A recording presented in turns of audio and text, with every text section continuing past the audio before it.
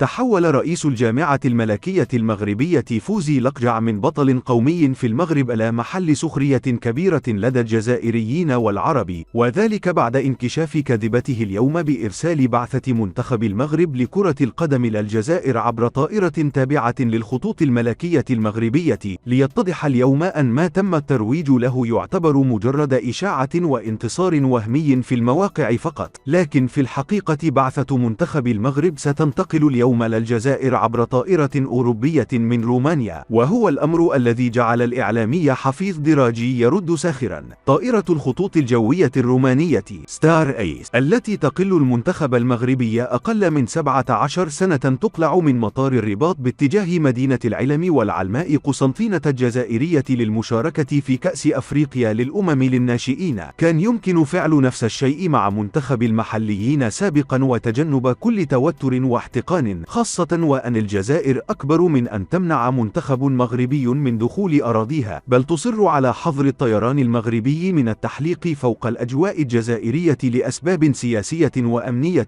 وهو قرار سيادي لم يطرأ عليه تغير. مرحبا بأولادنا في بلدهم، حللتم أهلا ونزلتم سهلا بين أهلكم.